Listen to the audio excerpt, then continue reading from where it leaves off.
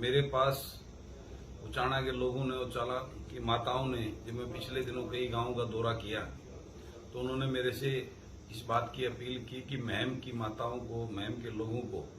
आपने सारे तीर्थ दर्शन कराए हैं, हरिद्वार में गंगा स्नान कराया है, तो हमारी भी इच्छा है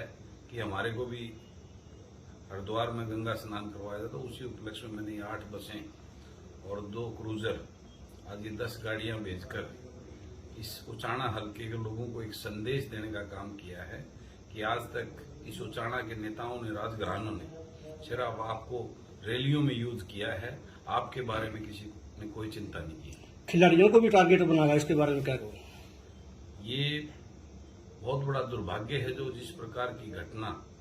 हमारे प्रदेश की, उन हमारी जो आन बान शान हमारी बेटियां जिन्होंने मेडल लाकर इस देश का नाम रोशन किया, हरियाणा हिंदुस्तान का झंडा, तिरंगा का सम्मान बढ़ाया, उसको ऊंचा करने का काम किया, उनके साथ हुए जिस प्रकार के व्यवहार का ये तानाशाही रवैया, हिटलरशाही है, ये जनता, ये प्रदेश और देश के लोग इस बात को बहुत गुस्से में है, उस बात को लेकर,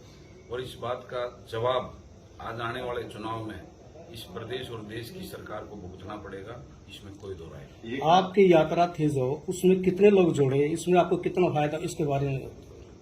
देखिए, मेरी यात्रा में प्रदेश के लोगों को जागृत करने के लिए मेरी यात्रा थी। मैं प्रदेश के लोगों को आज की लूट और झूठ की राजनीति से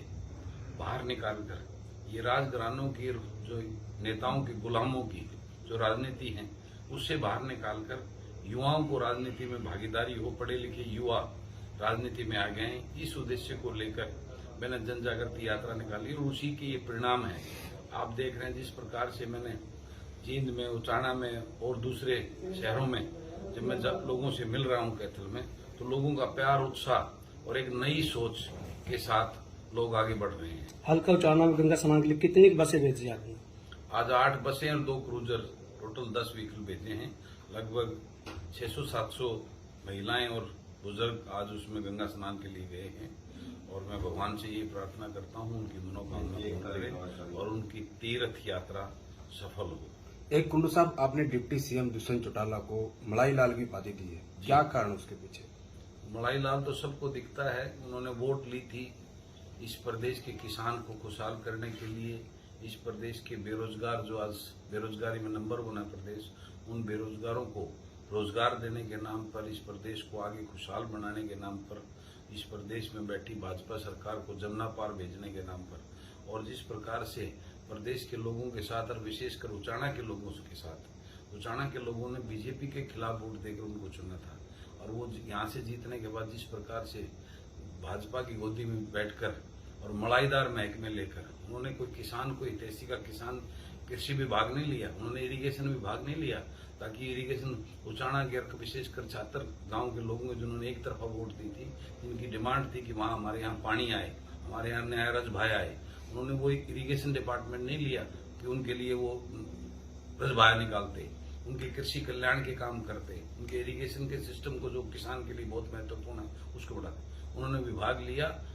एक्साइज इनकम, शराब घोटाले की लूट करने के लिए, अपने घर भरने के लिए। उन्होंने डिपार्टमेंट लिया रेवेन्यू, रजिस्ट्री घोटाला कर अपने घर भरने के लिए। उन्होंने डिपार्टमेंट लिया इसका इंडस्ट्री का लूट मचाने के लिए। उन्होंने डिपार्टमेंट लिया पीडब्ल्यूडी का 8-10% कमीशन लेकर मोटे टेंडरों में कमीशन खाने के लिए। उन्होंने प्रोक्योरमेंट का डिपार्टमेंट लिया, अनाज घोटाले, बाजरा घोटाला, गेहूं घोटाला, चना घोटाला, ये घोटाले करने, वारदाना घोटाला, ये घोटाले करने। उन्होंने इस प्रदेश के लोगों को जिस नाम से किसान के नाम पे वोट लेकर इस प्रदेश की खुशहाली के लिए, भाजपा सरकार को भगाने के लिए जो वोट ली, उसके नाम पर नहीं, इस प्रदेश के लोगों के साथ और विशेषकर उचाना के लोगों के साथ विश्वासघात करके उन्होंने मलाई लूटने का, इसलिए मैंने उनको मलाई लाल की उपाधि दी है। वो वाकई में मलाई लाल है, उनको इस प्रदेश के हित से, प्रदेश के लोगों से, प्रदेश के किसान से, प्रदेश के बेरोजगारों से कोई मतलब नहीं है। इन लोगों की सच्चाई अब उचाना के, विशेषकर जींद के लोग पहचान चुके हैं। आने वाले समय में इनके परिवार से कोई विधानसभा में नहीं पहुंचेगा, इस बात का मैं दावा करता हूं। इनका तिलस्म, इनके जो झूठे सपने दिखाकर लोगों ने, वो इनका तिलस्म, इनकी सच्चाई लोग जान चुके हैं। एक कुंडू साहब, आपने हरियाणा की जनता को नया विकल्प देने की बात की थी, नई पार्टियां बनाने वाले थे, कितना कुछ काम हो गया है, कब तक आप इस तरह का ऐलान करेंगे? देखिए, वो सब प्रोसेस में है, में प्रदेश के लोगों को आज कोई विकल्प नहीं है,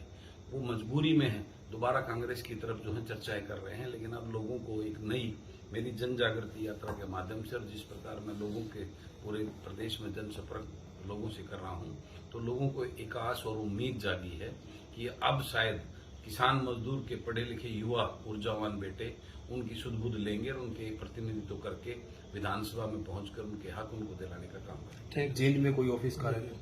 जींद में 1 तारीख को हम अपना जन सेवक मंच का कार्यालय खोल रहे हैं, उसका उद्घाटन है हवन करके, और उस दिन एक भंडारे के साथ में उसका विधिवत रूप से उस ऑफिस का संचालन हो जाएगा। और उसी दिन हम यहाँ से जींद की धरती से पहली बार यहाँ अपने पदाधिकारियों के भी कुछ जनसेवक मंच के उनकी घोषणा करने का काम